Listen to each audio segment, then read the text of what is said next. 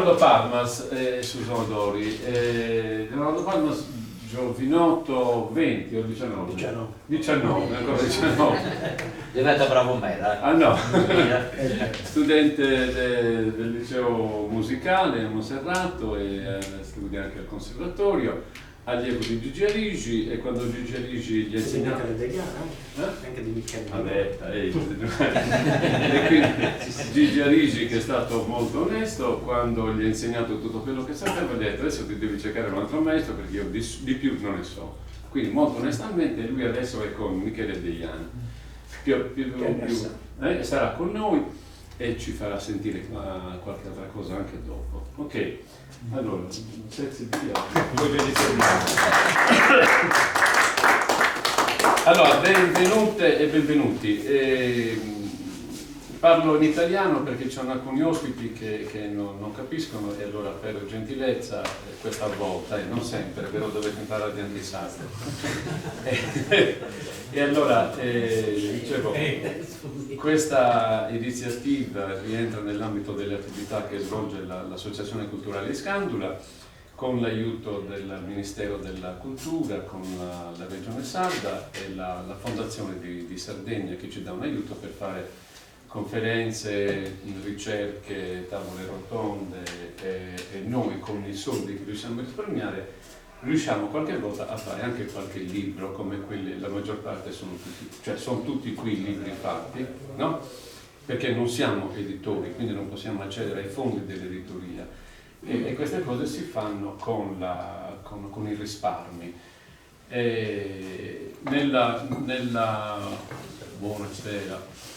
Nella situazione specifica, il libro che vi dobbiamo presentare stasera è questo qui, La Uneddas, Nuove Prospettive, ed è scritto da Antonio Lai, che è l'attore,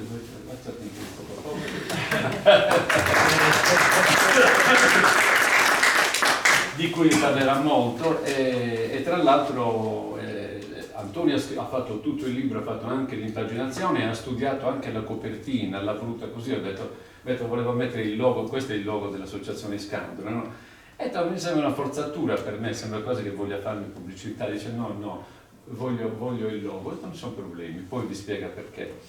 Ed è riuscito a ritrovare anche un aiuto economico per riuscire a fare il libro.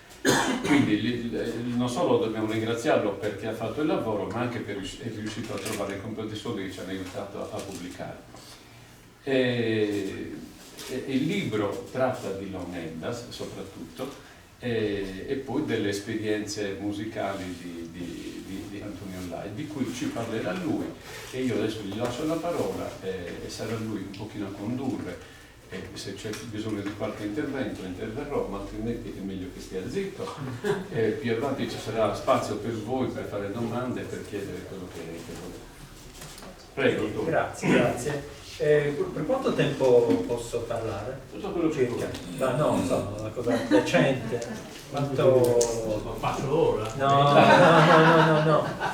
Vabbè, dai, vediamo un po'. Allora, ho messo il cronometro perché non voglio annoiarvi, soprattutto voglio lasciarvi la parola dopo per poter discutere di tante tematiche. Tento di darvi un'idea di questo libro, che è un libro molto importante per me, è un lavoro di circa 10 anni molto approfondito. Allora, perché ho scritto questo libro e a cosa serve un libro come questo? A chi serve? Sono queste le domande che all'inizio bisogna porsi, perché già il perché è complicato, perché questo libro in realtà è una conseguenza collaterale. All'inizio non pensavo di pubblicare di pubblicare questo libro. Allora mi spiego. Intanto a chi serve? È un libro particolare, un libro accademico, un libro universitario. Quindi un libro che è appena comprensibile per tutti, specialmente per le persone che si interessano al mondo delle Launeddas, comprensibile nell'introduzione, sono solo 3 capitoli, 3 grossi capitoli, è comprensibile per tutti al 99%, al 95% nel terzo capitolo, però il primo capitolo e il secondo capitolo sono estremamente tecnici, quindi il primo capitolo è dedicato al linguaggio delle launeddas, al linguaggio musicale delle launeddas, e il secondo capitolo è una enorme analisi musicale approfondita, molto approfondita, un'analisi musicale comparativa tra due versioni della Mediana Pipia di Antonio Lara, una registrata da Benson nel 1958 e l'altra sempre registrata da Benson nel 1962. E quindi sono, mi pare, 100-130 pagine di analisi musicale approfondita con molti esempi, eccetera. Quindi questi sono elementi tecnici che il lettore non può leggere. Un lettore che non ha competenze tecniche molto approfondite non può assolutamente leggere questi capitoli, in particolare questo sull'analisi musicale. Quindi a chi serve? A cosa serve? Serve un libro di questo tipo, un saggio di questo tipo, serve soltanto se ci sono degli studiosi, specialisti, che stanno svolgendo un lavoro sulle launeddas. Allora, per questi studiosi un libro di questo tipo è estremamente utile. E serve anche, per esempio, a degli studenti che stanno facendo una tesi di laurea, un dottorato in questa materia. Allora, questi profili di specialità saranno molto felici di avere un supporto di questo tipo, che è molto utile per continuare la ricerca. Allora ho detto, questo libro non doveva essere un libro per caso, è un libro, è una conseguenza collaterale. Perché? Perché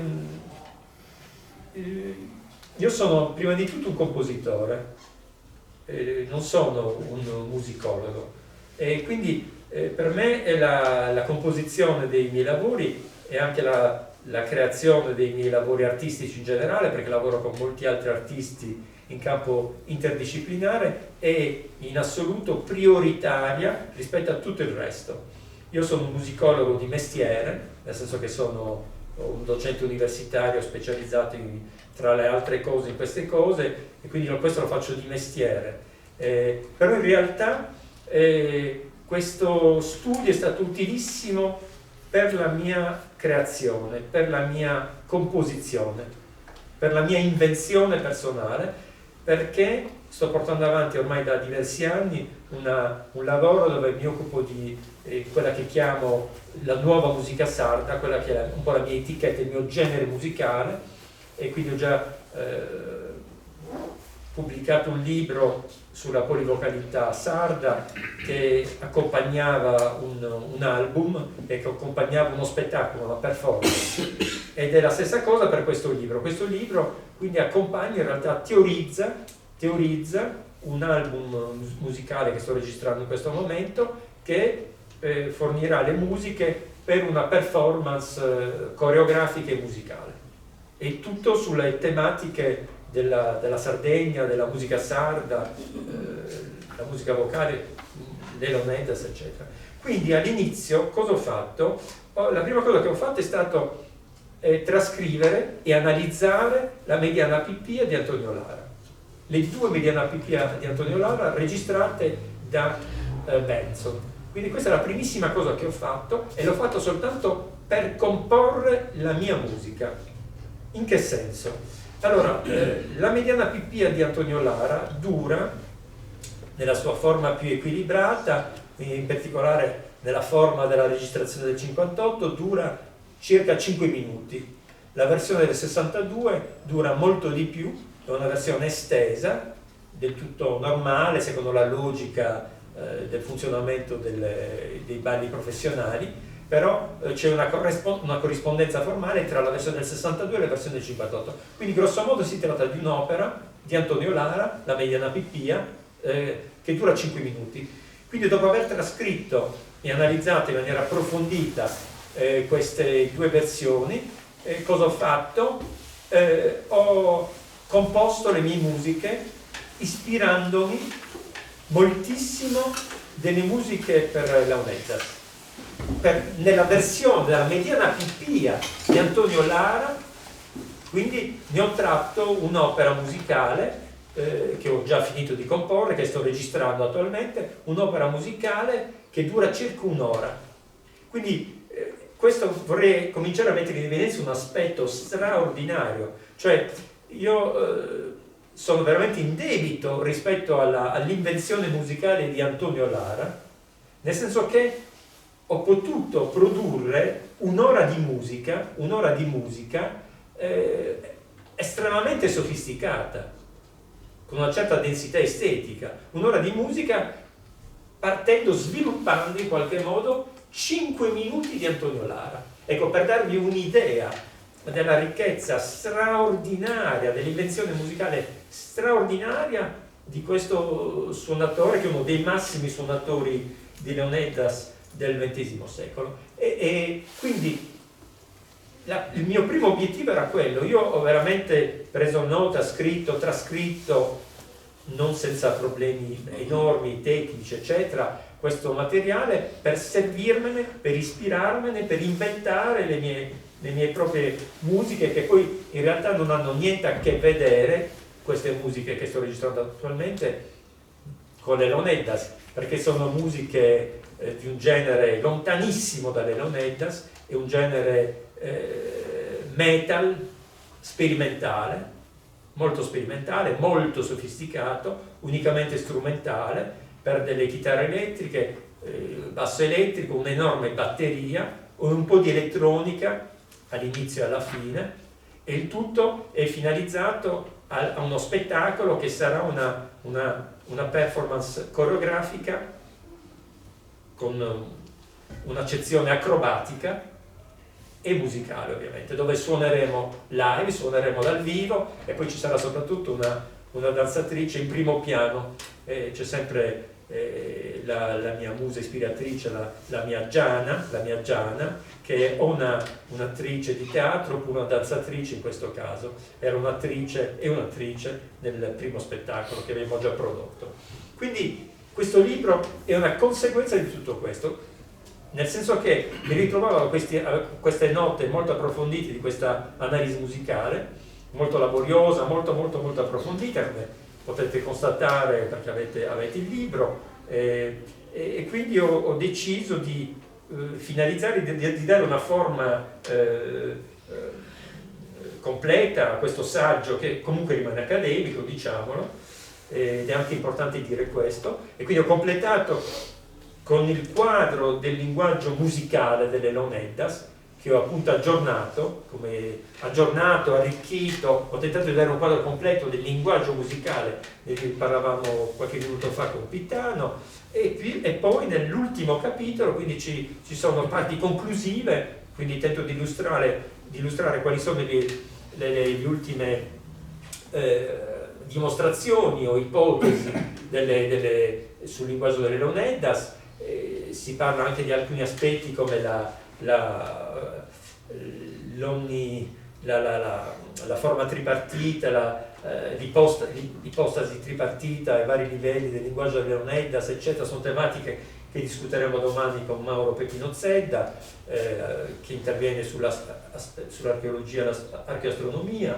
E poi soprattutto c'è una parte molto completa sul revival delle Leonidas in questo ultimo capitolo. Quindi io, insieme a Dante, Reda, eccetera, e tutti gli amici, abbiamo video intervistato numerosi suonatori qui stesso, abbiamo video intervistato numerosi suonatori, e quindi siamo stati 3 giorni lunghissimi a video intervistare questi suonatori che hanno dato un contributo enorme a questa conoscenza. Quindi ho potuto fare una fotografia attuale dello sviluppo molto vivace delle Leonidas, e ho anche potuto completare in qualche modo il primo capitolo sul linguaggio delle Leonidas.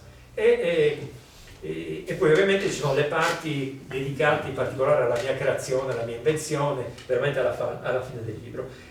Giusto un appunto, una cosa importante da dire: questo forse è l'unico libro prodotto dai Scandula che ha veramente un'accezione accademica universitaria, e penso che sia bene, che forse era necessario che ci sia anche un libro di questo tipo sulle Leonidas, anche perché e quindi adesso passo a un altro punto, un punto di contenuto fondamentale del libro, anche perché eravamo in una situazione in cui gli studiosi, non solo in Sardegna o in Italia, ma anche in Francia, penso agli articoli di Bernard Horta-Jacob, eravamo a un punto in cui tutti gli studiosi che si occupavano di Leonidas si basavano in maniera molto passiva sul libro di Benson, che è il libro di riferimento per le Leonidas, pubblicato nel 1969, e quindi si basavano tutti su questo testo, che è effettivamente un libro di riferimento, però senza troppo indagare oltre, insomma.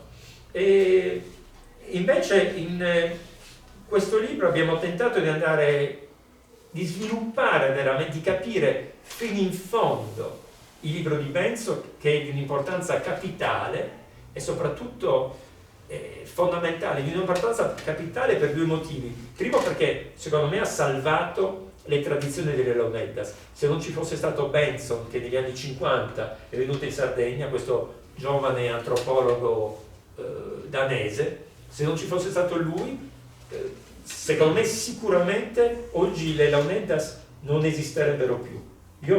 Io ne sono convinto. Quindi dobbiamo tutto a Benson, e soprattutto ha fatto un lavoro enorme, perché ha tentato di capire, e ci è riuscito, uno strumento che è di una complessità estrema, posso assicurarvelo.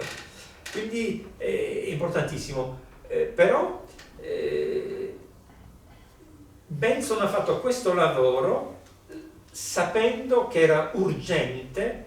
Quindi è arrivato in Sardegna, ha visto che queste tradizioni stavano morendo per tutta una serie di ragioni, e quindi ha fatto un lavoro urgente nel tentare di catalogare, di descrivere, di trovare un sistema.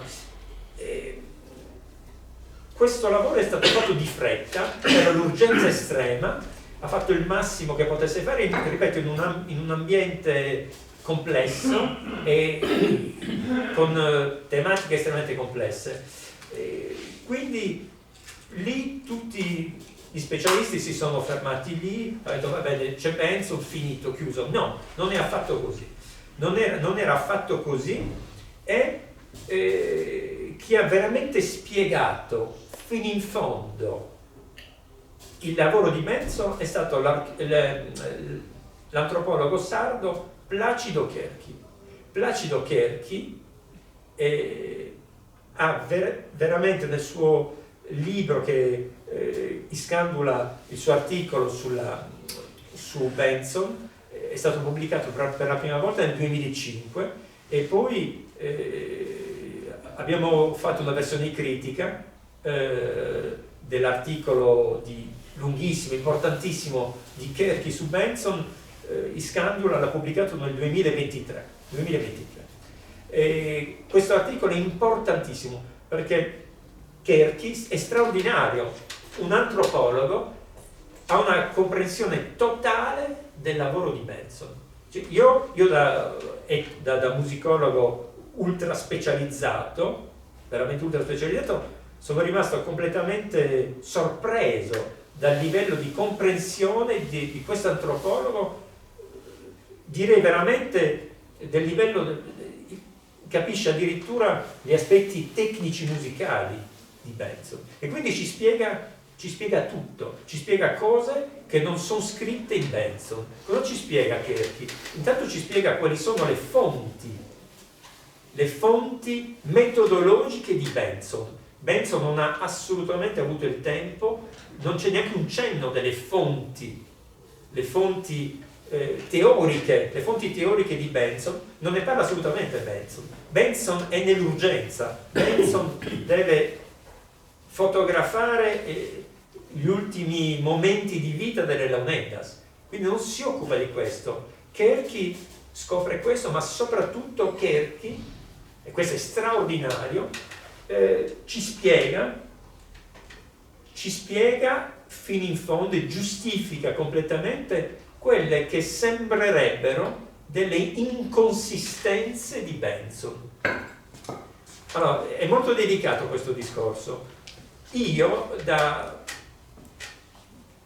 con il mio approccio etnomusicologico, studio Benson e posso rilevare alcune cose, alcune piccole incongruità e mi pongo delle domande. Le risposte sono state date veramente da Kerky, cioè Kerky ci spiega che Benson ha fatto un'operazione estremamente complessa, si è trovato un mondo che stava scomparendo estremamente complesso, dove c'erano molti individui, molti suonatori che intervistava individualmente, che registrava e che proponevano la loro versione del linguaggio musicale della Leonidas come una versione paradigmatica del linguaggio. Tutti quindi proponevano la propria versione del linguaggio di tutte le Leonidas. Benson ha avuto l'intelligenza straordinaria di non seguire in fondo queste espressioni individuali, ma di tentare di estrarre un'immagine del linguaggio in generale compatibile con tutte le espressioni individuali. E quindi Kerky ci spiega questo attraverso le categorie della langue e della parola, perché Kerky si ispira a Saussure, al padre della linguistica moderna, e quindi ci dice che Benson molto giustamente ha sentito l'urgenza di dover dare una fotografia del linguaggio e non delle espressioni individuali, quindi ha tentato di riprodurre una genericità della lingua Leonidas, trascurando o mettendo da parte momentaneamente le espressioni individuali, la parola. E quindi è stato importantissimo questo per me, perché intanto mi ha dato le chiavi di lettura per capire, giustificare questo approccio, che non è per niente spiegato da Benson, ripeto. Questa metodologia non è assolutamente spiegata da Benson. Benson aveva l'urgenza assoluta di fissare questi elementi e basta. Quindi Kerky spiega questo, e soprattutto c'è una frase straordinaria di Kerky dove dice che questa spiegazione della lingua delle Leonidas, elaborata come in un laboratorio, è più vera delle espressioni individuali incontrate da Benson. È come il lavoro di un linguista che estrae delle regole che però sono diverse rispetto al parlare individuale, ma almeno sono ricche di una genericità che esprime veramente la lingua generale delle Leonidas. Quindi questo meccanismo è estremamente complesso e è stato spiegato da Kerky, e quindi è a partire da Kerky 2005, poi la nostra versione critica 2023, che ho potuto veramente quindi dare una spiegazione definitiva a queste che sembrano delle incongruità, ma che non sono affatto delle incongruità. E soprattutto cosa ho fatto in questo libro? Ho sviluppato nel rispetto rigoroso delle premesse di Benson e la sua teoria, quindi attraverso l'integrazione nel linguaggio il più possibile di declinazioni di espressioni individuali, anche tra l'altro attraverso le interviste con i giovani suonatori di oggi, eccetera, e studiando tutto il repertorio maggiore delle Leonidas, eccetera, eccetera. Quindi è veramente un lavoro che sviluppa, porta avanti, ha l'ambizione di sviluppare ulteriormente il lavoro di Benson e dare risposte definitive molto chiare, sviluppando le idee di Kerky a queste piccole incongruità apparenti, ripeto, del tutto apparenti, ma che in realtà non lo sono affatto. Voilà. E quindi io direi che questa è la presentazione del libro, che è un libro abbastanza complesso, è un libro complesso però perché il soggetto è complesso. Le Leonidas sono uno strumento di una complessità estrema, e anche questa è la magia dello strumento, cioè cioè, è strano, è stranissimo, è uno strumento millenario che ha 3000 anni, ma cioè, anche per gli specialisti, anche per me, cioè, è estremamente di una complessità estrema. Quindi io mi fermerei qui, ho già parlato abbastanza, e se volete si possono sviluppare alcuni temi, o possiamo sentire, ho parlato 20 minuti, 21 minuti, va bene, quindi allora sentiamo la mediana Pippia. io direi che possiamo ascoltare la mediana Pippia, perché il discorso era sulla mediana Pippia, ci sentiamo la mediana Pippia e poi tu magari dopo ci racconti quali sono le differenze. Io non capisco niente di musica, però sono curioso di capire.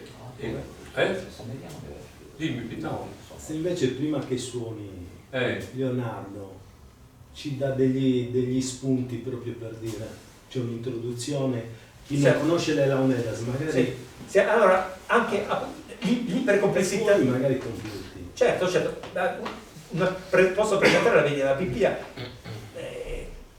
Ancora una volta l'ipercomplessità delle Leonidas, perché la mediana Pippia fa parte del repertorio che Benzo chiamava professionale, che i giovani suonatori di oggi chiamano in maniera precisa rispetto ad oggi i balli campidanesi, chiamano questi così. Il repertorio più sofisticato delle Leonidas, che si utilizzava per il ballo pubblico, gli ultimi balli forse all'inizio degli anni 70, come diceva Francomelis, eccetera. Insomma, una forma estremamente complessa, perché il fiato continuo, c'è un tempo circolare, una grande continuità, quindi se non siamo abituati ad ascoltare soprattutto i balli professionali, i balli campidanesi, se non abbiamo l'ascolto abituato, formato, non captiamo niente a livello dell'ascolto. Bisogna essere veramente, anche per questo, come? Esatto, può sembrare esattamente, sembra sempre uguale, invece c'è una ricchezza straordinaria, perché ci sono all'interno intanto c'è l'entrata, c'è l'introduzione, poi ci sono i vari gruppi di nodas. La noda è la frase come la frase in una lingua storico-naturale, in italiano, in sardo, la noda è la frase. Ci sono varie nodas che compongono in maniera coerente, attraverso la continuità tematica, i gruppi, il primo gruppo. Dopo il primo gruppo ci sono altri gruppi. Verso la fine della mediana Pippia ci sono le furias, 3 furias, quindi la parte del ballo più acrobatica. Poi nella mediana Pippia c'è un ultimo gruppo di nodas, e poi c'è il finale, Saserrada. Ecco, questa è la forma della mediana Pippia, però ci vuole un estremamente abituato e ascolto per individuare questi passaggi. Poi c'è l'iscala del concerto, cioè c'è una linea che regola la struttura generale del ballo, della suonata, e all'interno di questa struttura generale ogni suonatore, ci sono delle nodas che sono dei classici da rispettare, degli standard, e possono esserci alcune varianti introdotte in maniera innovativa dal suonatore. Quindi questo era lo schema in uso, e lo è ancora nei grandi suonatori di oggi, che stanno riprendendo molto seriamente questi repertori. Pitano, va bene? Io sottolineerei il fatto che la suonata è una suonata per ballare, quindi proprio segue anche un ballerino, non inizierà mai a fare i passi velocissimi, quindi ci sarà un'introduzione dove ci si riscalda, certo, così, poi va via via crescendo, insomma, come un ballo. Certo, sì, è importantissimo questo che dice, l'ho dimenticato, ci sono 10.000 cose da dire. Cioè effettivamente inizia in un tempo effettivamente più lento, non lento, moderato, e poi man mano accelera, c'è una vera accelerazione per gradini stabili, per alti piani. Ecco, c'è un'accelerazione di questo tipo fino alla fine, e del resto, come diceva Burranca, il tutto sembra riprodurre le fasi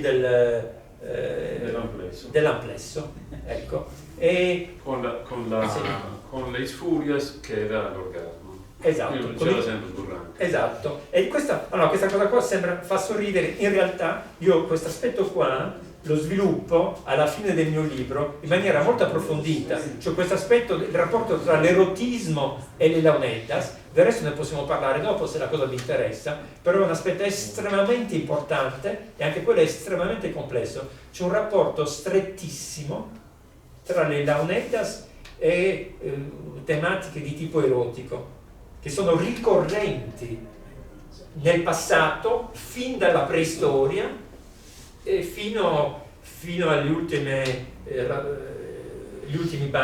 ultimissimi balli pubblici. Se questa tematica vi interessa, se ne può discutere. Leonardo, a me, un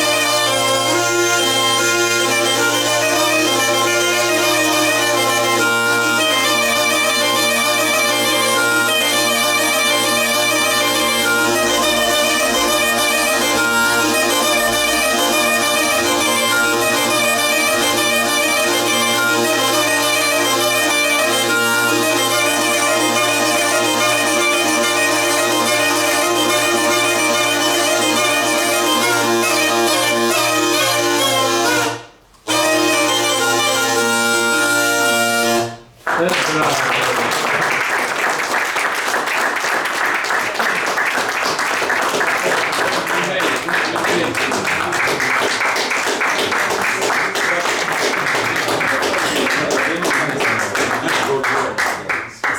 mediante P è pure fatta. È fatta. È fatta.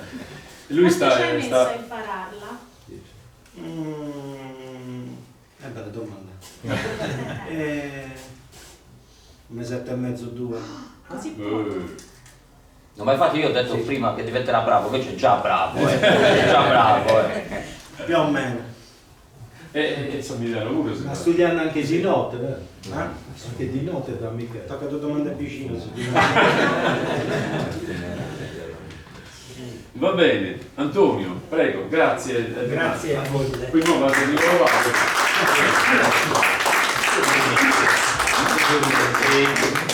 Se non ci sono domande sull'aspetto erotico della musica delle launette, lo lasciamo dopo magari, quando ci beviamo un bicchiere di vino. Io volevo chiedere ad Antonio e approfittarne, questo sarà l'argomento di domani a Genoni, e ve lo annuncio un pochino, cos'è la situazione. Allora, io da quando ho letto Benzo, io non capisco niente di musica, quindi ho solo letto le parti scritte. E Benson dice nel libro che praticamente gli elementi fondamentali della musica sarda sono il 3 e il cerchio, no? Quindi la tripartizione delle frasi, la divisione triadica, eccetera, e il ciclo ritmico della musica sarda, della musica delle launeddas. E mi ha sempre intrigato questo aspetto, pensando che questi elementi potevano essere effettivamente un elemento molto vecchio della musica, della cultura sarda, e che potessero essere anche un pochino la concezione del mondo dei sardi, dei nuragici o precedenti. Perché se c'è così pregnante nella musica sarda, nella musica da ballo e il resto degli accompagnamenti è un altro mondo. La musica da ballo, come quella che ha fatto adesso Leonardo, è la cosa fondamentale della musica sarda. Ed è anche la dimostrazione che praticamente questi elementi si sono mantenuti fino ad oggi, come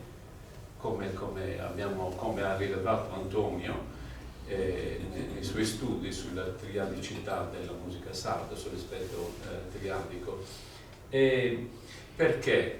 Perché la Sardegna è stata sempre colonizzata da altri popoli nel Mediterraneo e non solo, e però hanno preso tutte le risorse che potevano prendere dalla Sardegna, tutto, ci hanno preso anche come schiavi nel Medioevo, ci sono i libri di Levi, di altre persone che hanno preso piccoli paesi, hanno preso i giovani, le donne, i maschi e le donne, e portati via e venduti come schiavi a Maiorca oppure anche a Genova o a Pisa. Questo ormai è attestato, non ce l'hanno mai detto. E quindi hanno rubato di tutto, però non hanno mai interferito nella cultura, non hanno mai interferito sull'aspetto della musica, del ballo, eccetera. La musica è diventata una specie di isola di ricarica anche psicologica, un modo in qualche modo per uscire fuori da una situazione di disperazione, però non ci hanno mai disturbato fino al fascismo, quando ha tentato di bloccare la musica, la poesia sarda, le gare poetiche improvvisate e i balli. E poi però reintrodotte molto, molto presto dalla Chiesa, che praticamente si era resa conto che alla festa di San Francesco o di un San Giuseppe Pasticisia in campagna o da qualche parte non ci andava nessuno se non c'era la gara poetica, se non c'era la musica, se non c'erano i balli. Per cui l'hanno reintrodotto, e la botta grossa l'ha fatta la legge sulla SIAE nel 1941, la 633 del 1941, dove hanno imposto di pagare una tassa, e Benson ci fa ci fa un punto grosso nei suoi diari, no? Dice: come è possibile che si paghi il diritto d'autore su una musica i cui compositori non esistono, o se esistevano sono vecchi di 3.000 anni, no? E praticamente riconosceva che era una tassa ingiusta che non si doveva pagare. E la SIAE negli anni 40, dopo di uscita questa legge qui, negli anni 50-60, è arrivata ad essere una tassa così alta che costava più del suonatore che doveva essere invitato. Cioè, se si pagava la SIAE non si poteva invitare il suonatore, se invitavi il suonatore e non pagavi la SIAE ti metteva una multa. E questo, con l'arrivo dei mezzi meccanici per la riproduzione della musica, con l'arrivo anche dell'ondata delle musiche che sono arrivate dall'America negli anni 50, 60, eccetera, che conosciamo molto bene, lì la musica sarda è andata in crisi. Però fino ad allora non ha avuto momenti di crisi la musica sarda, perché nella povertà la gente se la pagava e voleva il suonatore per fare i balli in piazza, perché era anche, come è riconosciuto dappertutto, l'aspetto così che i balli erano una possibilità di incontro tra i sessi, per i giovani specialmente, e chi organizzava il balli erano i bagadiuso, e cioè gli scappoli, gli uomini scappoli, e facevano le collette eccetera. E quindi dicevo, non poteva un altro tipo di musica entrare, cioè, secondo me questo significa che la musica è rimasta, è cambiata sotto qualche aspetto la musica sarda, no? Da un punto di vista delle accordature, non lo so, delle cose. Però l'essenza della musica sarda è rimasta quella, perché se un suonatore che non suonava la musica sarda fatta bene non veniva invitato, quindi era automaticamente escluso. Quindi in pratica si è preservata la musica sarda fino anche a oggi, no? Grazie ai suonatori come Melis, Lara, eccetera, no? Fino agli anni 50, quando Menzo ha fatto l'attacco delle launette della musica sarda. E praticamente quello che volevo dire è che la musica sarda non è mai cambiata, quindi questi elementi fondamentali ci sono ancora oggi, e secondo me rifanno a quello che era praticamente l'idea che avevano i sardi, la concezione del mondo dei sardi. Qualche anno fa sono andato a Genoni a fare un giro, che c'era una cosa di Nurmet organizzata a Genoni, e ho visto nel museo di Genoni si chiama un timpano, ma è praticamente una stele, è una pietra, no, scolpita. All'interno di questa pietra c'è un triangolo e all'interno c'è un cerchio a spirale. Ecco, finalmente trovato il concetto del 3 e del cerchio rappresentato proprio fisicamente su una pietra, proprio a memoria. Io volevo chiedere ad Antonio se ne ha voglia di raccontarci un pochino di questa ipostasi ternaria, cioè di questo uso ossessivo del 3, dei multipli del 3 nella musica.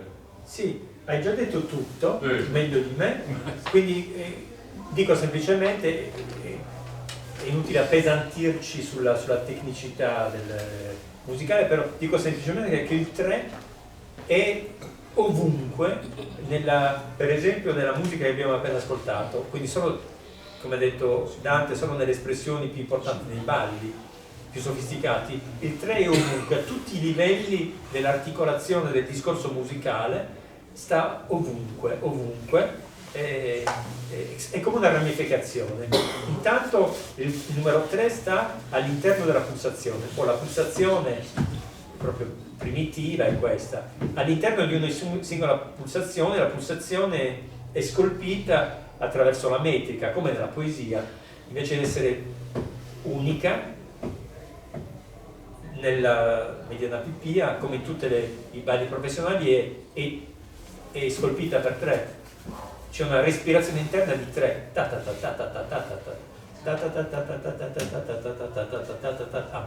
eccetera, ok? Quindi 3. Però il 3 sta ovunque nella divisione, la frase unica è quasi sempre divisa per 3 elementi. E poi ci sono anche varianti, però quasi sempre divisa per 3. Spesso all'interno di un singolo elemento ci sono sezioni microscopiche per 3. Okay? Le furias sono 3, le nodas uniche delle furias sono 3, eccetera, eccetera, eccetera, eccetera. Tutto è declinato attraverso il numero 3. A questo proposito vorrei dire una cosa ancora più straordinaria.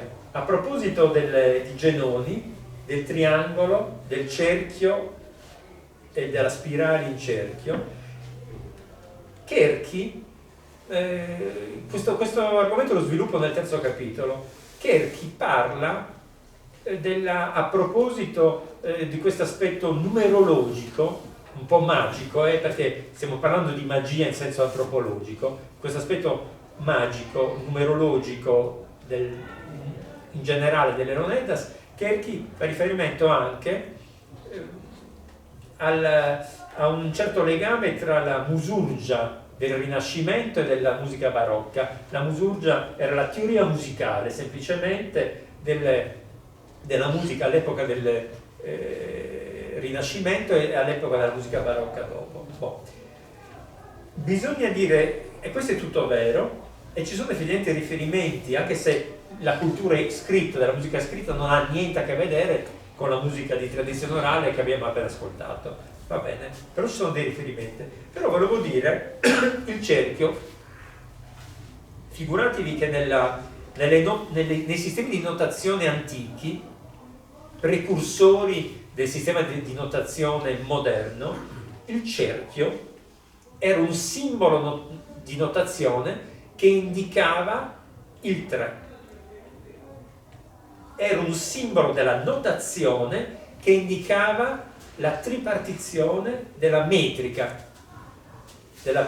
musicale.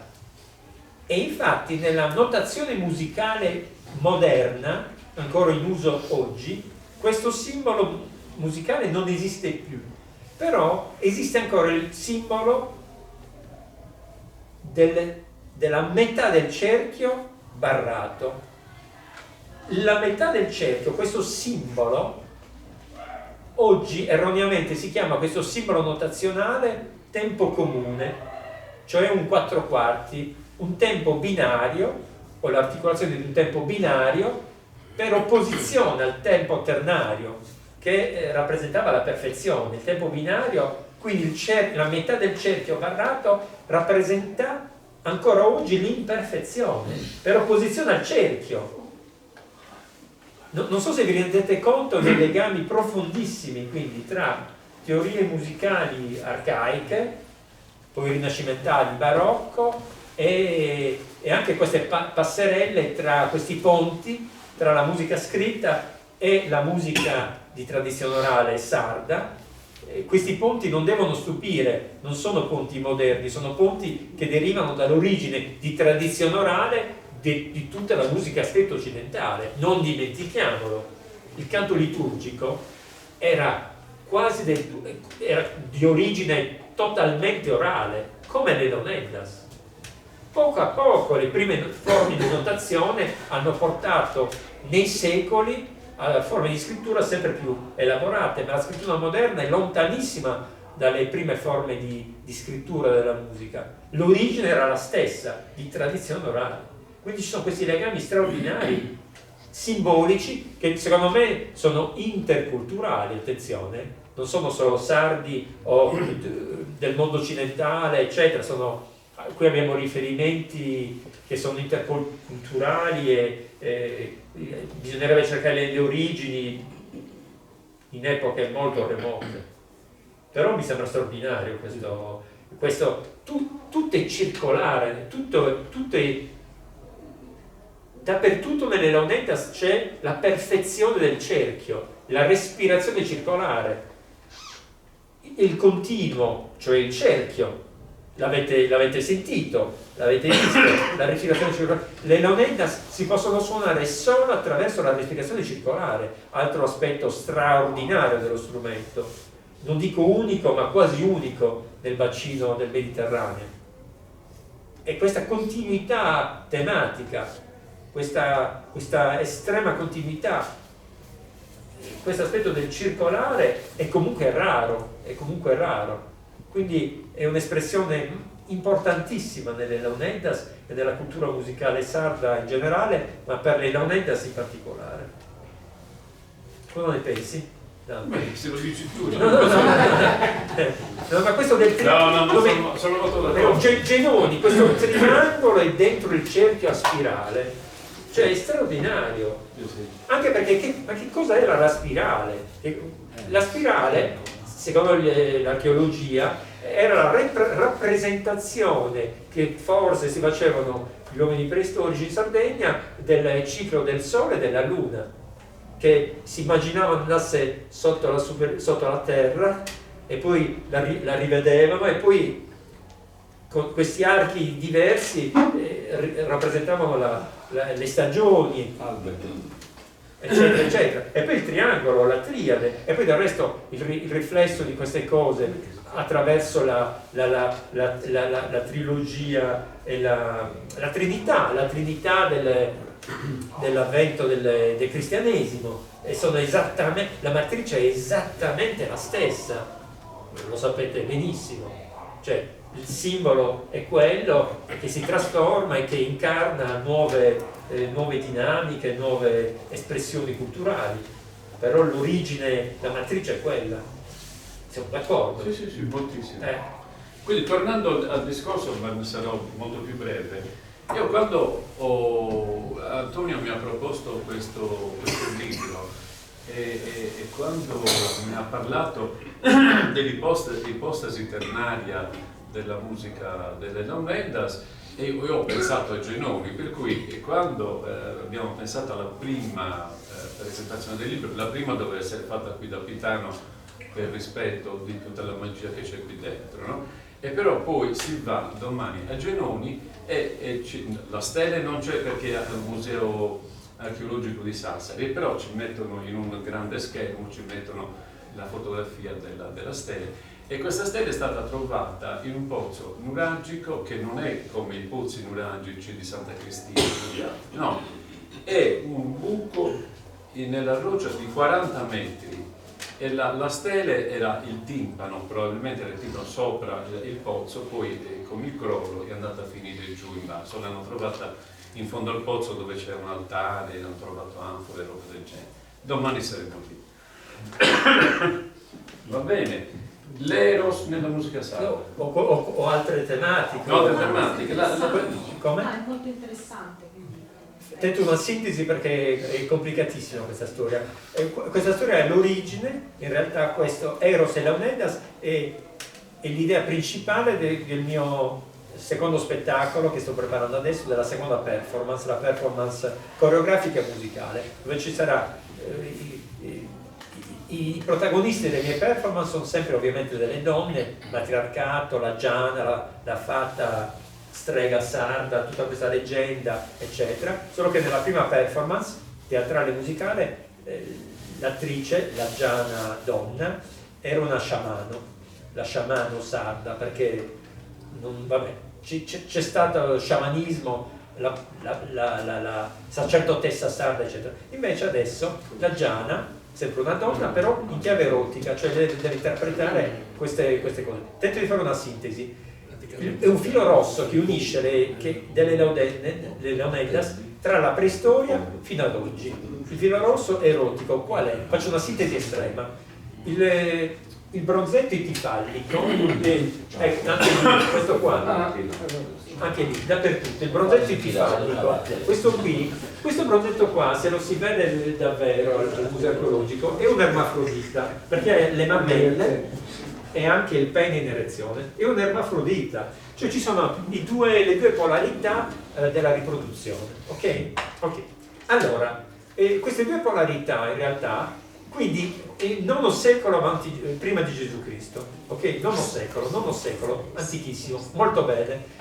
Cosa fa? Perché suona le launeddas in questa posizione, in questo atteggiamento? Perché? Perché si tratta di rituali pre-dionisiaci, diciamolo così per fare in fretta. Dioniso è arrivato molto dopo. Si tratta di quello, cioè sono propiziatori a una cosa che era fondamentale nel mondo preistorico, la riproduzione. Fondamentale, senza riproduzione la specie umana scompare, cioè sono cose fondamentali, ok?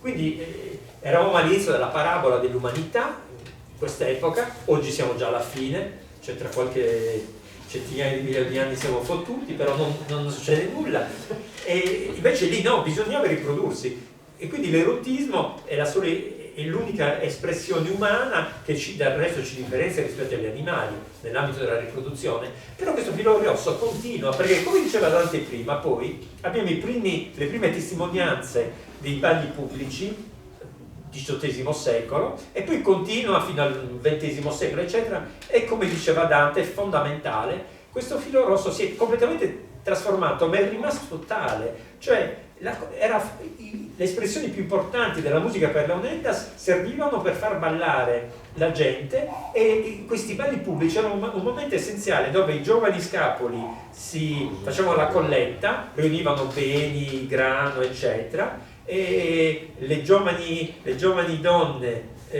preparavano torte, come descrive Benson, uova, eccetera, e poi si ballava, ed era l'unica occasione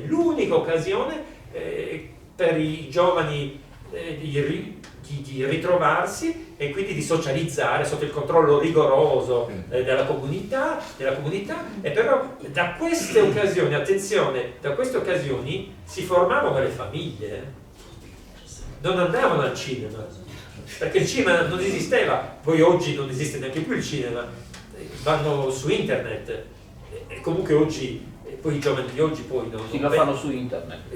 Sì, esatto, cioè non pensano neanche a riprodursi, a riprodursi non si pensa più da decenni, ma cioè non c'è neanche più questo aspetto veramente carnale dell'erotismo, non c'è più nulla. Invece lì c'era ancora, era filtrato, però era essenziale, c'era anche la forza lavoro, non dimentichiamo, delle famiglie, la forza lavoro era fondamentale nei paesi in Sardegna, per andare a lavorare in campagna, per andare ad accompagnare il bestiame, eccetera, eccetera, eccetera. Cioè, erano tematiche fondamentali, quindi era l'unica occasione.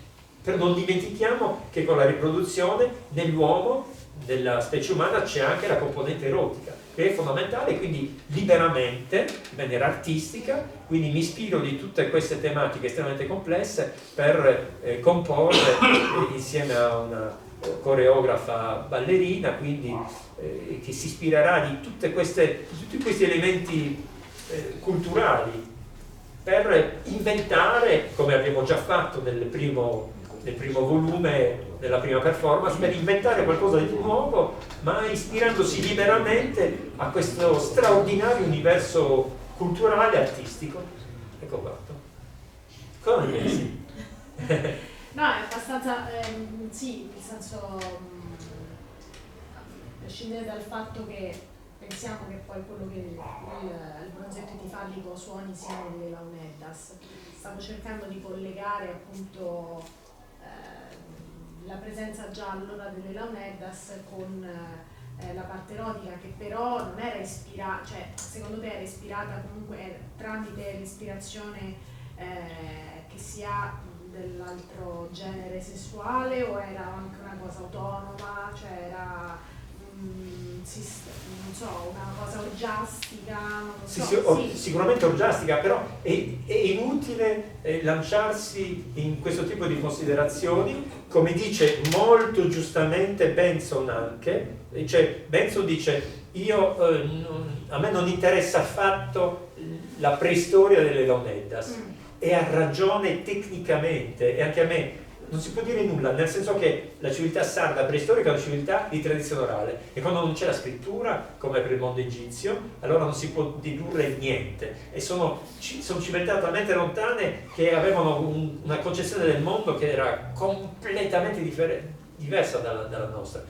Però possiamo supporre che effettivamente ci sarà la componente orgiastica che ritroviamo nei riti dionisiaci. Ricordiamo anche che Dionisos muore e rinasce in primavera, quindi il ciclo delle stagioni, il calendario agrario, eccetera, eccetera, quindi rinasce dal seme.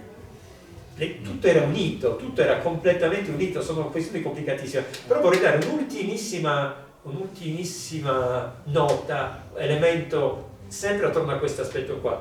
Benson ha raccolto delle testimonianze straordinarie, ancora su questa tematica. Ha raccolto queste testimonianze delle Leonidas magiche,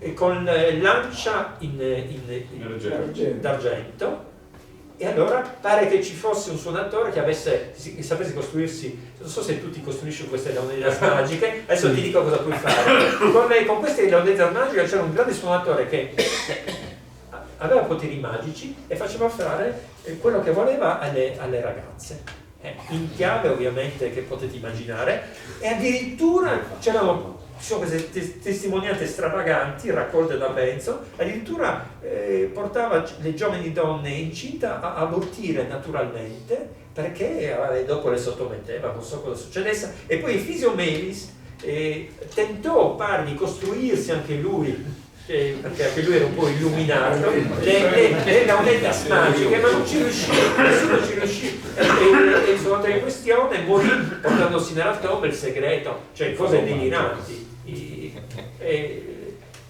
Artisticamente, per esempio, faccio un esempio straordinario, artisticamente io ho un dispositivo musicale che è equivalente alle Leonidas magiche, e infatti questo aspetto qua alla fine del libro ha fatto sorridere Dante, perché ho descritto, quindi ho un dispositivo, intanto il trattamento elettronico che faccio in musica è un trattamento che si chiama cross synthesis, sintesi incrociata, è un trattamento elettronico estremamente complesso, basato su un fenomeno matematico che non è prevedibile. Quindi già c'è molta magia in questa elettronica che faccio per produrre i suoni elettronici. Quindi faccio delle manovre elettroniche sulla base delle musiche per Leonidas o derivate, che però non ho elementi di previsione, perché i suoni che ottengo sono ottenuti attraverso la fusione dei DNA degli aspetti periferici del suono e non gli aspetti essenziali. Quindi è imprevedibile questa convoluzione di suoni, quindi questo è molto magico intanto. E poi c'è un altro aspetto magico nei miei strumenti, in particolare in uno dei miei strumenti, una delle mie chitarre, ho un pick up, un microfono particolarissimo, molto raro nelle chitarre, che si chiama Sustainiac, e permette di avere un suono lungo all'infinito, permette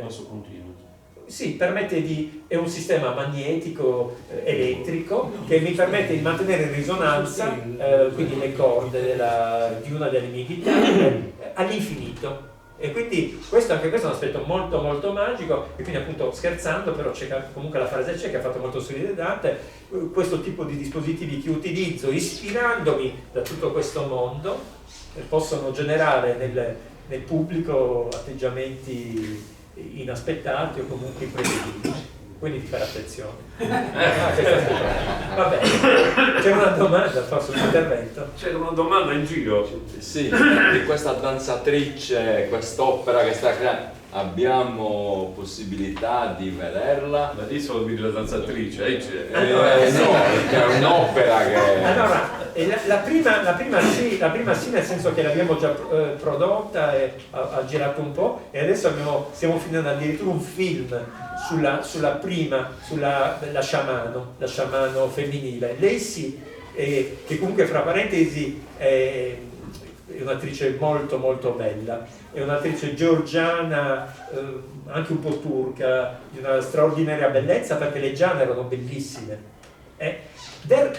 Un'altra cosa importantissima del resto, le giana, ci sono leggende tramandate trascritte, eccetera, dove la giana la notte scendeva dalle sue montagne, dalle Domus de Gianas, che poi sono tombe, scendeva, andava in paese e si manifestava la notte durante il ballo pubblico, e quindi i giovani erano sbalorditi dalla bellezza di queste Gianas, e quindi tentavano di avvicinarsi, di toccarla, e scompariva del tutto. No, e quindi la prima Giana bellissima esiste, filmata, eccetera. No, la seconda performance no, non ancora, perché c'è il libro, adesso sto registrando il disco, appena avrò il disco io fornisco in questo caso la coreografa danzatrice, io fornisco la musica, che è la cosa più importante, la mia musica, e poi gli elementi culturali, artistici che vi sto raccontando. Io faccio una sintesi e fornisco questi elementi culturali globali come ho fatto nell'altro caso, e poi questi artisti che lavorano con me si ispirano liberamente. Ovviamente possono andare a vedere anche le coreografie tradizionali sarde, certo, ma possono anche non farlo. Poi dopo c'è una relazione tra artisti e ognuno è libero nella sua disciplina di declinare come vuole la sua espressione. Però per il momento c'è sempre questa fase qua di composizione, registrazione dell'album e poi montaggio della performance. Lavoro sempre in questo modo. Speriamo a presto. Sì, anch'io spero.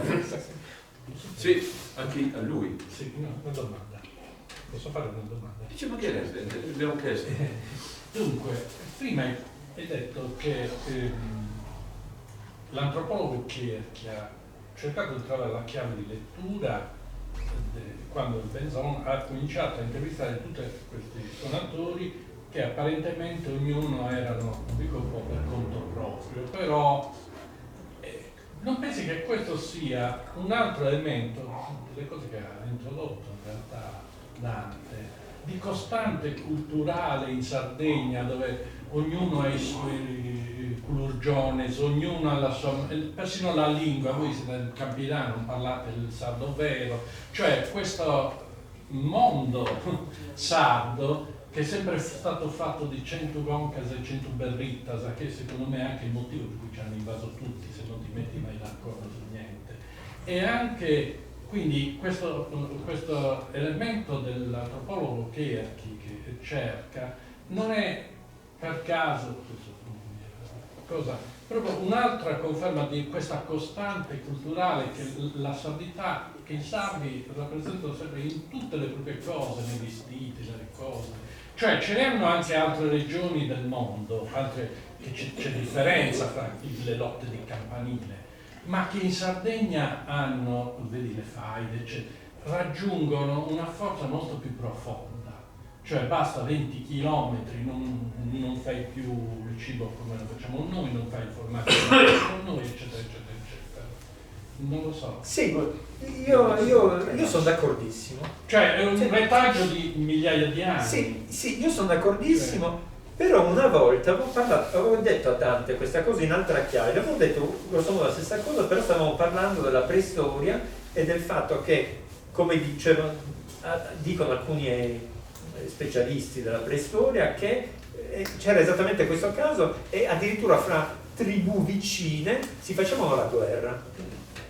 Quindi è la stessa cosa, esattamente. Però tu, Dante, non eri molto d'accordo. Io non sono per niente d'accordo. No, aspetta, perché poi quando noi andiamo fuori, e basta che dici buongiorno, no? Fuori ti beccano subito che sei sardo. Cioè, voglio dire che il filo comune nostro nel cibo, nella musica, persino cioè in tutti gli aspetti c'è, e quando ci guardano da fuori ci beccano subito. Invece, fra di noi spuntano le differenze maggiori, ma molto più che, non so, fra i romani, i veneti o fra anche i tedeschi. Sì, ma io un attimo, perché questo lo sento anch'io moltissimo, questo aspetto qua, e del resto questo spiega anche per quale ragione non ci siano stati, per me, secondo la mia analisi, in Sardegna non siano stati veramente molto efficaci o comunque credibili i movimenti politici indipendentisti, ovviamente per la stessa ragione. Invece in Corsica sono stati fortissimi. Cioè, da tutti i punti di vista io sono d'accordo su questo paradigma. Io sono d'accordo, e del resto in Sardegna non è stata, per la stessa ragione, non sono state possibili forme mafiose. No, esatto. Esattamente per la stessa ragione, perché la mafia esige un tessuto sociale coeso, uniforme. Ma tu perché non sei d'accordo? Allora, l'idea che i sardi siano sempre stati l'uno contro l'altro. Separati. No, l'uno contro Lo l'altro. dimostrano in Uraghe, no? Ah, bravo. Allora, una popolazione che ha costruito 8.000 nulari, una popolazione di 350.000 abitanti all'epoca, no? Con una vita media di 35-40 anni, no? E ha costruito tutti questi nulari. Non si trovano tracce di battaglie, di armi, eccetera. Cioè questo popolo era un po'... Uno diverso dall'altro, come quelli sciolti. Aspetta che ci arriviamo. Allora, questa cosa qui dimostra che poi si può fare una discussione con gli esperti del settore, che ogni tanto le facciamo anche qui, no? E praticamente se fosse stato un popolo in lotta non avrebbe costruito tutti questi nulari che ci voleva un lavoro pazzesco. Aspetta, lasciami finire. E il fatto che ci fosse coesione e lavoro interdipendente di Aggiudo Dorrau tra le diverse tribù lo dimostra i nulari a Rubbio di Orrori, dove ci sono 2 o 3, secondo la docente che l'ha scavato, ci sono 2 o 3 sistemi di costruzione dei nulari messi insieme. Nello stesso, qui lei ha detto, con questo esempio non si può dire che i sardi fossero l'uno contro l'altro. È chiaro che quando cominciano ad arrivare un po' i fenici, ma soprattutto i romani, qual è la tecnica dei romani? Dividi e timbera. Cioè se tu metti la gente l'uno contro l'altro, automaticamente ne fai tutto quello che vuoi. E noi siamo rimasti in questa situazione. Non ne siamo usciti, la lingua sarda è parcellizzata, no? Ma questo non vuol dire che sia povera. Ti faccio un esempio. Aspetta. Ti faccio un esempio molto semplice. Quanti paesi ci sono in Sardegna? 370. Ok? Quasi tutti i paesi hanno il proprio costume. Ok? E hanno il costume della donna, no? Costume, come si dice, da nubile, da sposata e da vedova. E sono 3 per le donne e gli uomini ne hanno circa 2, no? Quindi 5 per ogni paese, 5 costumi diversi per ogni paese. Tu questo lo ritieni una povertà artistica? No, abbiamo 5 per 3, abbiamo 1500. Ma questo è il tema. No, stiamo tornando lì. Quindi automaticamente la gente che vuole... Non abbiamo avuto noi una borghesia, ma neanche una borghesia agraria, no? Non ce l'hanno lasciata costruire, per cui non c'è stato un momento in cui ci sia stata una elite di persone sarde ricche che abbiano dato un sistema così di educazione, di gusto, eccetera. La Sicilia l'ha fatto, ma perché c'erano gli arabi, hanno una storia diversa. In Sardegna questo non è mai partito. La borghesia che c'è stata è stata una borghesia compradora, di quelli che raccolgono le briciole dal tavolo dei padroni e gli altri tutti morti di fame. Quindi non c'è stata la possibilità e allo stesso tempo questo problema crea una situazione mentale pesante che studiano gli antropologi, che studiano le minoranze politiche nel mondo, no? Dagli eschimesi ai sardi, pensa a Sartre, Franz Fanon, tutto quello che hanno scritto a questo proposito, no? Dove la gente quasi c'è una trasformazione genetica, per cui i sardi, così come gli indiani d'America, eccetera, dicono noi non siamo in grado cioè hai l'autodistruzione, non siamo in grado di gestirci, non siamo abbastanza bravi. No? In Sardegna si ripete questa cosa qui. Quando tu vedi, stiamo parlando di musica, stiamo parlando di musica, no? E lo ricorda anche Benson, no?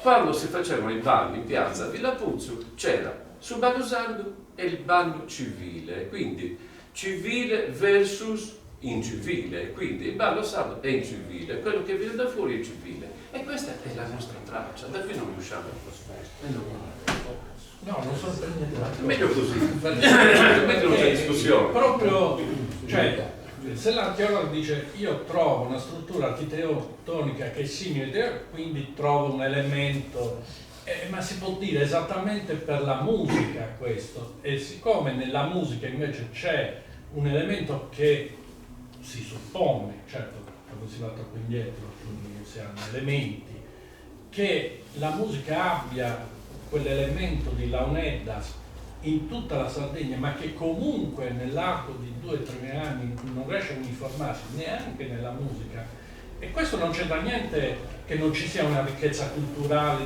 di tanti vestiti, tanto cibo, tante varietà, anche tanti modi di pensare. Però rimane questo elemento veramente in tanti aspetti della civiltà sarda in cui c'è l'incapacità di, magari è un pregio. Sì, sono d'accordo anch'io. Cioè, quindi non la vedo io, quindi non è il problema che non ci sia una ricchezza culturale, assolutamente, anzi al contrario. Esatto. Forse addirittura queste divisioni ipotetiche hanno avvantaggiato la ricchezza culturale. Mi sembra possibile. Esatto. Io faccio un esempio. Allora, le Launeddas sono riuscite a costruire, l'avevo scritto per un disco, per la presentazione di un disco del cantatenore di Muro, mi aveva invitato a Marola Maroli, io non scrivo mai, mi aveva invitato e ho scritto che le Launeddas nei secoli sono riuscite a prendere tutti i piccoli micro elementi di ogni paese per farne una suonata come la mediana pipia che ha fatto Leonardo prima. Cioè qualcuno bravo ha piano piano messo la caratteristica del Morgongiori con quella di Villapuzzo e con quella di Teulada e ne ha fatto una suonata. Tutta questa, e adesso noi indichiamo come ballo sardo Fiorazio, Mediana Pipia, Spinello, eccetera, eccetera, no? Che sono già, come si può dire, già standardizzate, no, più o meno, poi ci sono differenze. Il canto a tenore, per esempio, però questo è dovuto, tutta questa unificazione, da che cosa è dovuta? È dovuta dal fatto che è nato il professionismo tra i suonatori di Launeddas. Il suonatore di Launeddas che voleva essere invitato in una festa che aveva soldi, doveva avere un repertorio. Quindi per farsi il repertorio doveva rubare da tutti per crearsi una bella suonata, sviluppata, completa, e crearsi anche il concetto di scala. Scala vuol dire composizione, ok? Nella musica delle Launeddas, ok? E ci siamo arrivati. Poi tutti quelli che dice Benson e che lui ha detto, anche Antonio prima ha menzionato come la parola della musica delle Launeddas. Esiste la langue delle Launeddas, esiste il concetto delle Launeddas, cosa sono le Launeddas, eccetera, la langue. E la parola sono tutte le piccole varianti dei suonatori che ognuno esprime una frase in modo suo, capito? E questa cosa qui non si può essere in tutti i YouTube suonando il violino, no? Anche se è già categorizzato, già scritto, stabilito, eccetera. Ognuno fa quello che può.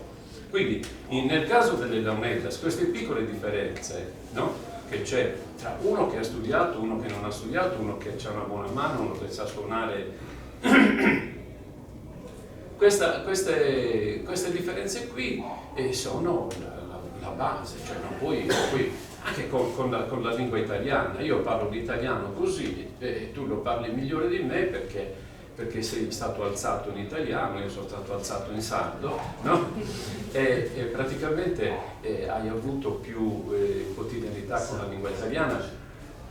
Una cosa, però all'interno di tutti i suonatori, l'antropologo trova la linea comune o cerca di vedere la logica, perché appunto, ripeto, una persona esterna capisce che quelle sono Launeddas, sono sarde, non coglie nessuna di queste piccole variazioni, ma c'è un'unità culturale in questa cosa fortissima, che però le singole persone, per un dettaglio culturale antico per mille motivi, non li fa mettere d'accordo.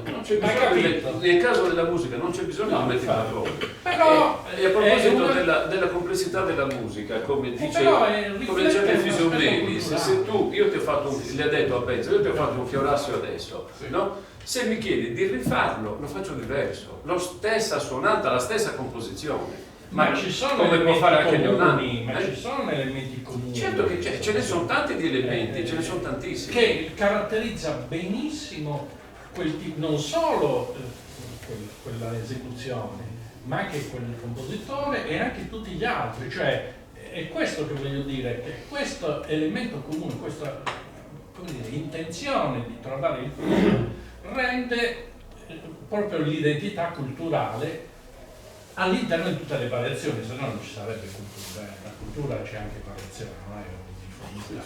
Certo. Ma niente, io voglio dire una cosa solo su quest'ultima cosa, che forse ho capito Mario che cosa vuole intendere, è che è difficile poi creare una unità per presentarsi uniti e fare un prodotto unito, non so. Mantenendo tutte le differenze. Esatto, mantenendo tutte le differenze. Siccome qui, come ha spiegato Mario, c'è chi fa i Gurjones a 2 metri, c'è quello che non si metterà mai insieme a te a fare Gurjones perché tu non li sai fare mentre io sì. Nelle Launeddas è uguale, se tu hai studiato non faccio nomi, dal maestro X fai schifo, se tu hai studiato dal maestro Y non sei degno di sederti vicino a me. Questo purtroppo è il problema. Che, è il grandissimo problema. Se tu non sei nato A. Se non sei nato A, se non hai studiato con, allora non vali niente. Questa è la base da cui partiamo. Sono molto d'accordo su questo, ma questo è il risultato di una situazione che ti ho detto che ci ha portato 2000 anni di colonizzazione. Sì, no? sono d'accordo. E di fame. Ok, quindi per fare questo processo qui devi fare un processo a ritroso, devi coscientizzare quello che è successo prima e fare un'opera con un bravo psicanalista per riuscire a buttare fuori tutta questa porcheria che ci hanno messo dentro la testa, ma è lungo, non faremo in tempo a vederlo noi. E del resto Kerti ha scritto su queste cose, Kerti ha scritto proprio su queste cose qua. Comunque io sono d'accordissimo su questa analisi, sì. Dante io vedo che questa diversità tra i sardi la tratta come una cosa negativa. Io? No, ti ho detto 1500 costumi, stai dicendo no. di farci Io ho fatto un esempio e lo faccio sempre. 1500, se noi avessimo avuto una borghesia sarda, no? Avremmo avuto un costume per l'uomo, un costume per la donna, un costume per la donna nubile, per la vedova e per la maritata. Ok, e abbiamo 1500. Ma te lo immagini se la regione investisse per mettere una fotografia di ogni costume della Sardegna nella 131 da Cagliari fino a Sassari? Dovrebbe metterne 750 all'andata e 750 ritorno, tutti diversi l'uno dall'altro. Per non vedere le palle. No, però questa mentalità, insisto, questa mentalità esiste. Ma io dico, è la nostra ricchezza. Sì, è la nostra ricchezza, però è anche una grandissima, è una grandissima debolezza. È la nostra dannazione. Perché, scusa, perché molto nella pratica, se siamo qui a discutere, siamo poco numerosi, un fenomeno come le Launeddas, che è un fenomeno di una ricchezza straordinaria, perché questo non è mai stato valorizzato? Perché non è valorizzato, è sottovalutato questa ricchezza culturale da tutti i vari assessori alla cultura, alla regione Sardegna. Perché? Perché oltre alla loro ignoranza fondamentale c'è sono anche queste dinamiche di inimicizia, questa mentalità che è assurda, che non porta avanti la coesione sociale che dovrebbe esserci, soprattutto che dovrebbe cristallizzarsi attorno a delle ricchezze culturali straordinarie. Non c'è mai stato in Sardegna questo, non c'è mai stato, secondo me ci sarà tra secoli e ancora. A parte il fatto che io purtroppo sono convinto, mi dispiace moltissimo dirlo, che comunque le tradizioni sarde, anche il sardo non esista praticamente più, il sardo, l'uomo, la persona sarda, la mentalità sarda, purtroppo.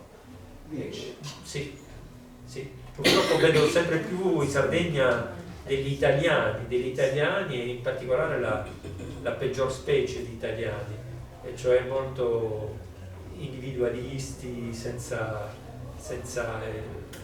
senza alcuna idea della condivisione, come una volta, però in un'altra chiave, non è quella che stiamo discutendo. Ma questo è un altro discorso. E forse le launeddas possono aiutare molto invece a far sì che ci rinascano i sabbi veri, perché con le launeddas, con questo strumento, io penso che da quello che sto vedendo, da quello che sto osservando, stanno nascendo nuovi suonatori bravissimi come questo giovane qui. E nelle launeddas c'è una marea di diversità nello strumento. Ogni strumento non può essere uguale, ogni suonato non può essere uguale. E questo forse lo strumento delle launeddas rappresentano proprio quello che è la Sardegna, le diversità della Sardegna, che sono, come si è già detto, un valore. Nella suonata che ha fatto il ragazzo l'avrà imparata da maestri, ma però sicuramente non troveremo un altro suonatore che la faccia uguale. Certo. Come Del resto lo strumento, ha suonato uno strumento che era perfettamente accordato, era sinergico nelle 3 canne, e questo è anche importante, la costruzione degli strumenti. Se un suonatore suona bene è perché ha anche uno strumento ben fatto.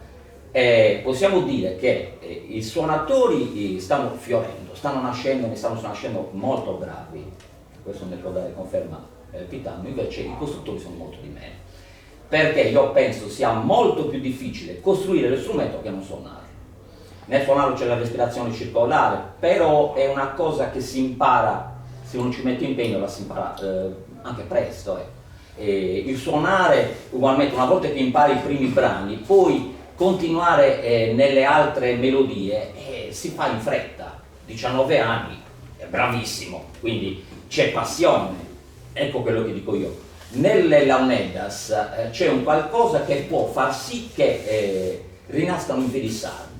Perché quando uno incomincia a suonare le launeddas lo fa perché sente qualcosa dentro, quindi penso che anche il ragazzo si senta veramente sardo nel suonare questo strumento.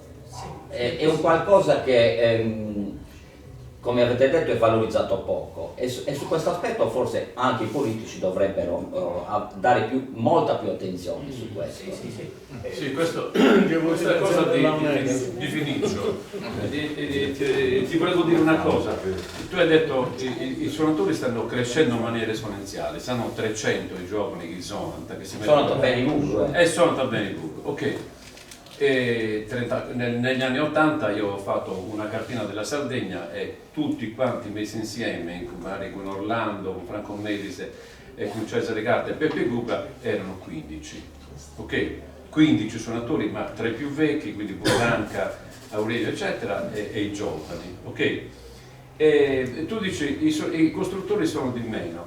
L'altro anno io mi sono messo in testa di fare un concorso per costruttori di launeddas. Un concorso per costruttori di launeddas, ok? Ma sarà 7-8 anni fa, e mi sono ritrovato che ci sono circa 40 costruttori, uno buono, uno buono, eccetera, ok? Che se tu pensi che nel 1962-65, no? Costruttore di launeddas in Sardegna era Antonio Lara e qualcuno a Caldas. Cioè non c'era nessuno che costruiva strumenti, tutti quanti andavano. Burranca non ne aveva, e c'è nel diario di Lipsisi Kreis, il libro, no? Burranca non aveva strumenti. E Peppe Melisi di Villamar aveva chiuso, infatti a Benzo gli ha dato tutto Sagame di Denia, gli ha detto portati via tutto, non voglio niente, no? E ti dicevo, e praticamente se lo metti in proporzione, no? I costruttori sono cresciuti non in maniera esponenziale rispetto ai suonatori, no? Se i suonatori erano 15, quindi diventavano 400, no? C'è un bel rapporto. Però anche i costruttori sono cresciuti, ce ne sono tanti adesso. Io non faccio più in tempo ad avere i nomi di quelli che costruiscono bene. Io ti posso fare un esempio. Un costruttore si può paragonare al suonatore, nel senso che se un suonatore, me può dare conferma, questo giovane, non suona ogni giorno, ma deve suonare, per diventare così bravi, almeno quelle 2-3 ore al giorno le deve suonare. La stessa cosa del costruttore. Un costruttore, per diventare bravo, deve costruire ogni giorno, per mantenere anche la sua dimestichezza nel costruire lo strumento. Perché uno può essere costruttore Però se a me mi richiedono un tot di strumenti e riesco a farne magari uno alla settimana, non posso coprire, quindi è inutile che ci siano 40 costruttori che possono fare anche degli strumenti buoni, che però per fare uno strumento ci mettono una settimana. Ecco qual è il problema. Il problema è che anche a me, io ho una richiesta forte di strumenti, però ugualmente non riesco a soddisfare le richieste. E quindi bisognerebbe, secondo me, far sì che i giovani che vogliono costruire si mettano in testa non di essere pagati per fare l'apprendista, perché per costruire bene secondo me c'è bisogno di essere apprendista, perché se tu fai per esempio vai a costruire un'ancia oppure a costruire un udungu, devi prendere manualità. Per prendere manualità devi farlo di continuo. Io ho fatto 3 anni con Orlando, abbiamo organizzato dei corsi, erano circa 10 lezioni di 5 ore ogni lezione, e posso dirti sì che hanno imparato qualcosa nella costruzione, però non a sufficienza per poter fare uno strumento nei tempi giusti, ma soprattutto nel poter fare uno strumento, perché se ti metti a costruire e non sai suonare, io sono sicuro se questo ragazzo si mette a costruire, per come è bravo a suonare, farebbe degli strumenti bellissimi. Sta già facendo. Va bene, perché non tutti lo fanno, addirittura ci sono suonatori che suonano un po' bene però non sanno accordare lo strumento. Mi vengono a trovare e me lo sistemi in modo da accordarlo, non c'è da sistemare. Cioè, bisognerebbe far sì che ci fossero delle situazioni, scuole, dei corsi più continui, quindi un qualcosa di strutturato a livello regionale, e questo dovremmo parlare con i politici. Grande discorso, Custu. No, ti faccio un esempio. Anche quando sono entrate le Launeddas al conservatorio, no?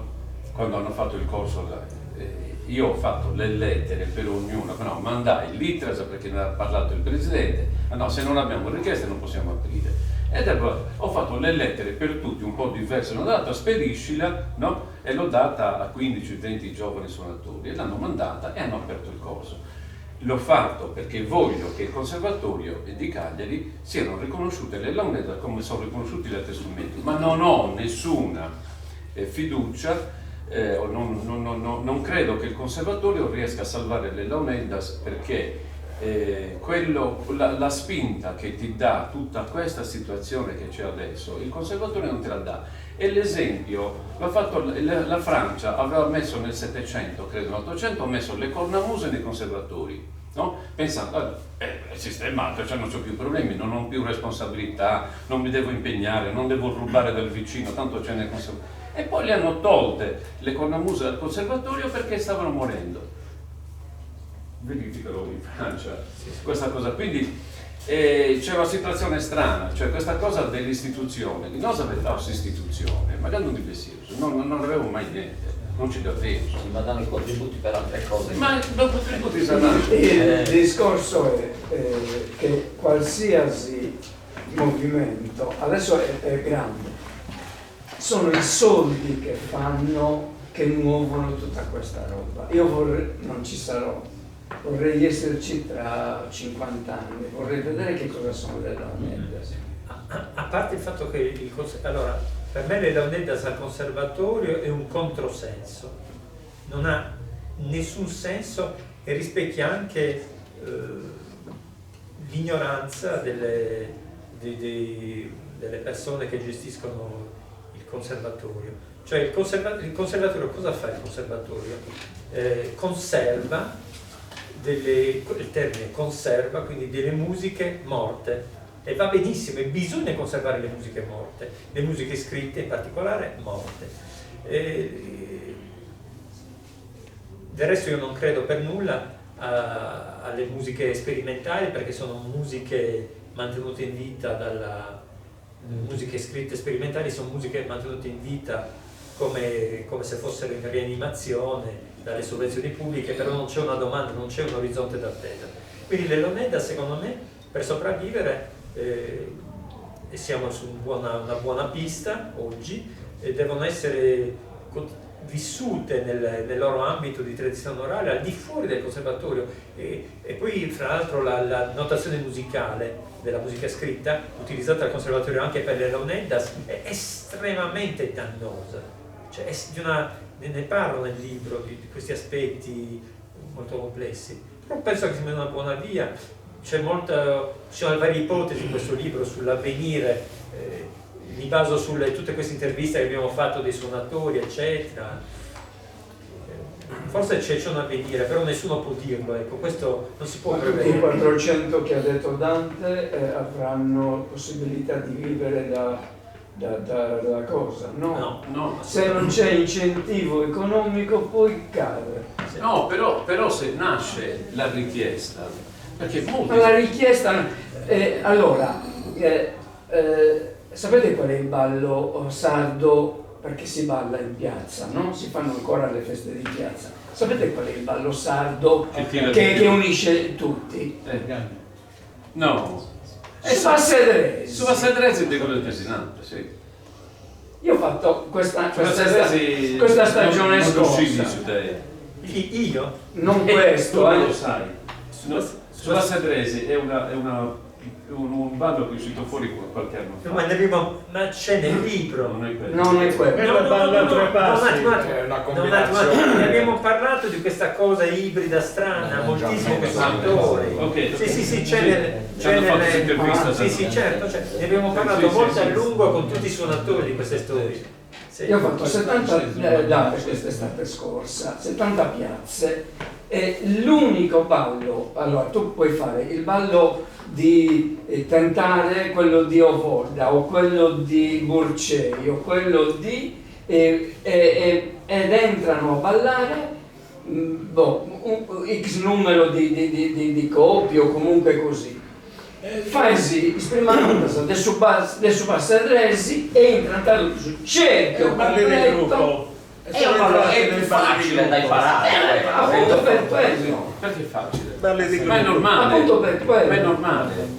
È normale. Però non è fatto né con la UNEDAS né con cosa, perché alla fine è che... Però in economia si dice che la moneta debole scaccia la moneta forte, no? È una regola quando studiavo economia da giovane. Allora, questa è una cosa molto normale, come, non so, le canzonette italiane a Sanremo, no? Vincono e vendono, mentre invece, non so, un'opera classica oppure chi fa una composizione nuova non fa niente. Io volevo fare un esempio, però. Professionisti di launeddas non ce n'erano, erano finiti negli anni '80. Quando nel 1987 sono riuscito a sbancare, a far fare un corso di formazione professionale pagato dalla CE per suonatori di launeddas, cioè per formare suonatori di launeddas, mi hanno preso per matto e l'Unione Sarda ha scritto un articolo, no?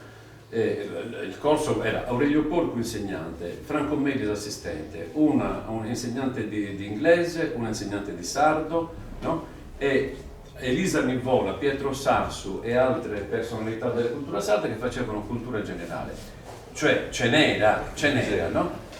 E l'Unione Sarda ha fatto un articolo, dice a che cosa stiamo arrivando, manca solo che adesso finanzino corsi di formazione per marziani.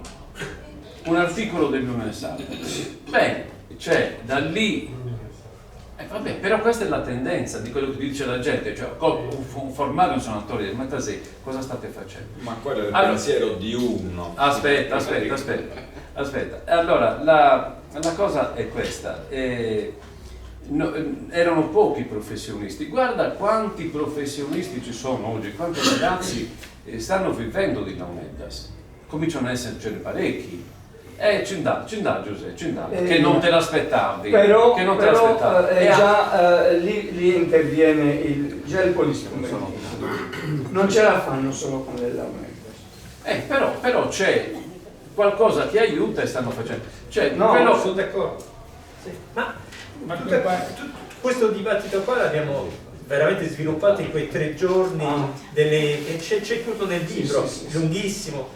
tutte queste cose le abbiamo discusse molto molto a lungo, quei 3 giorni dove abbiamo filmato con tutti questi giovani musicisti, tutte queste discussioni qua. Abbiamo fatto 3 giorni lunghissimi dove abbiamo discusso moltissimo, ti ricordi? Sì. Ad aprile dell'anno scorso. Sì, 17, Aprile 18, 19. abbiamo discusso. Aspetta, la cosa più bella che ne è uscita fuori da questa situazione è che Andrea Pisu, quando stavamo andando via, mi ha detto, oh, dice, che cosa bella, dice, a me queste cose non me le ha mai chieste nessuno, Andrea Pisu, no? Cioè di parlare di queste cose qui, no? E cioè questi ragazzi hanno loro anche un'idea della situazione, no?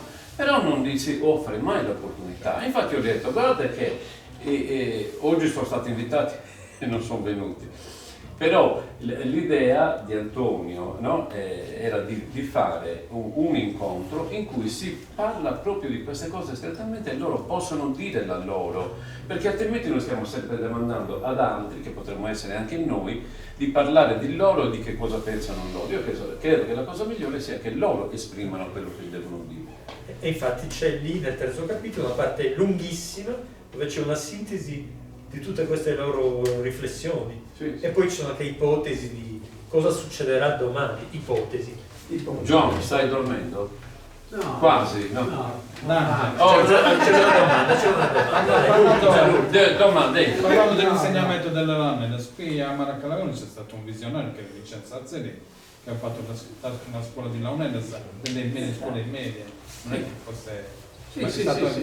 nei primi anni, metà anni 70. Sì, dove c'erano tutti. E c'erano ragazzini che andavano sulle Lamedas. Sono andato, mi sembra che fosse in Buclanca. No. Cretino Murtas. Cretino Murtas e ha fatto partire una scuola. Orlando esce da lì e anche gli altri. Oh, tra le altre cose, John è quello che ha rivisto, ha fatto il proofreading del libro, la traduzione. La traduzione è Marco Garruccio. E John ha fatto la revisione della traduzione. Sì, bravo. È stato bravo, perché una cosa importantissima, fra l'altro, di queste, e Dante lo fa spesso, di fare libri in 2 lingue, è importantissimo perché così possiamo, attraverso l'inglese, comunicare su scala internazionale, perché ci sono tantissimi esperti che si interessano di queste cose, quindi possono accedere a questo tipo di studi anche attraverso la lettura dell'inglese. Anche perché poi le Lamedas le stanno richiedendo in tutta la parte del mondo. Io ne sto spedendo, ultimamente ne ho spedito in Cina e anche in Giappone. Quindi stiamo parlando di uno strumento che sta diventando globale. Ne parlo nell'ultimo capitolo di questo, perché i musicisti mi hanno spiegato, fanno lezioni via Zoom, videoconferenza, California, New York, Australia. Cioè dei pazzi che il sono... mondo è tutto aperto per tutte le cose diverse. Esatto. Alla fine c'è molta curiosità di diversi tipi di musica, diversi tipi di strumenti, il mondo diventa tutto globale, ma il vantaggio è che si può con marketing o queste cose di vendere, perché è una cosa di vendere l'idea, eccetera, di comunicazione.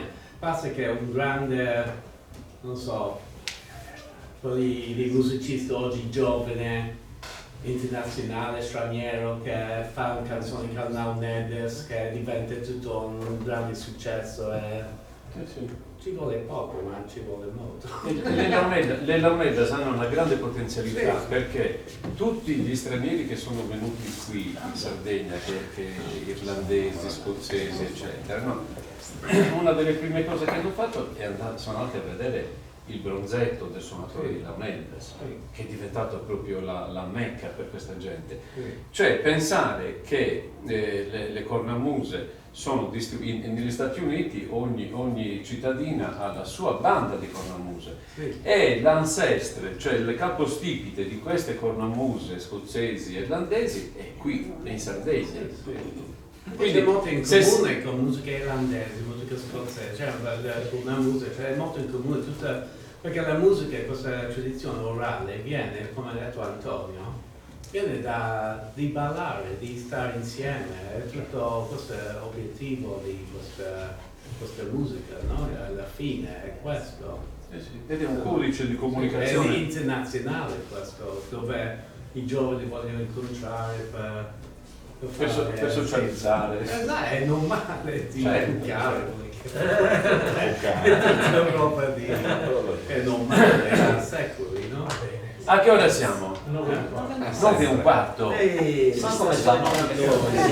Ragazzi, allora, credo che sia arrivato, scusate, come è consuetudine qui da Pitano, no? Per continuare a parlare di tutto quello che volete, ci mangiamo una cosettina lì all'ingresso, no? E un bicchiere di vino, e ognuno dice quello che vuole, se vuole suonare. Ah, dimmi, sì. Puoi finire dicendo un'altra cosa, perché tutti i nostri video, tutte le nostre Mangiando. andiamo a mangiare. Allora facciamo una chiusura formale. Chiusura formale. Vieni che così ti presentiamo. Allora, questa è proprio. Allora, siamo a finale della serata, vi ringraziamo molto per aver partecipato così numerosi, perché non lo speravamo. E la cosa si conclude grazie ad Antonio, che è l'autore del libro che abbiamo presentato, a Leonardo Palmas de Bramantello, che ci ha fatto sentire le Launeddas dal vivo.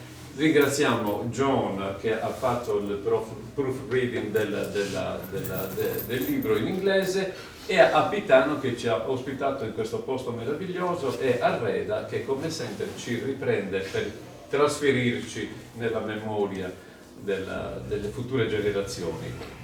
Grazie a tutti.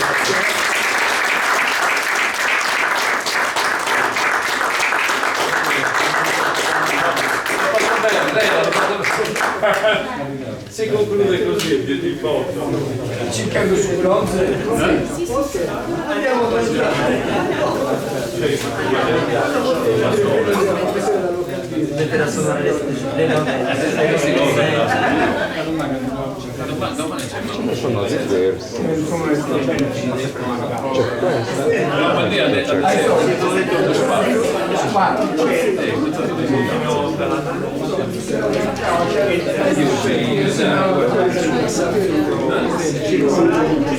Ancora accesa. Ma non c'è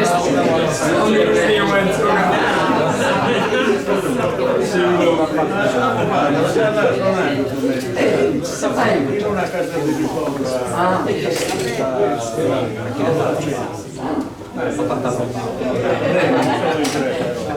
le canzoni si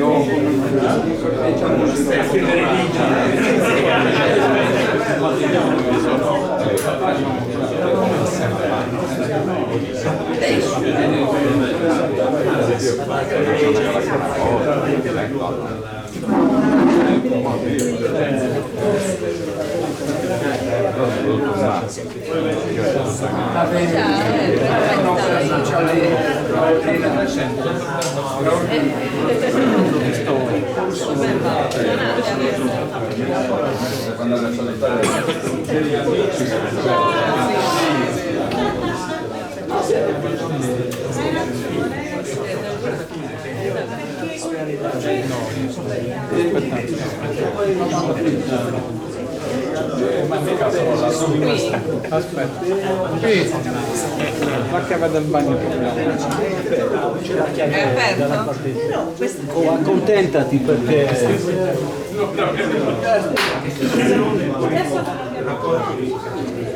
siamo tornati a Mercoledì. Noi non ci saremo Il possibile per voi invece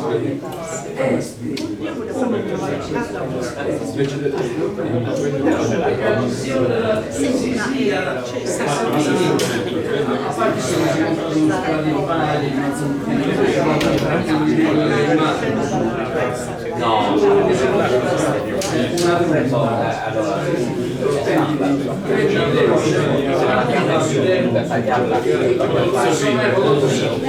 non c'è nessuna differenza, non dipende dalla tonalità. Sono parcheggiate da lui perché mi deve accordare. Devo imparare.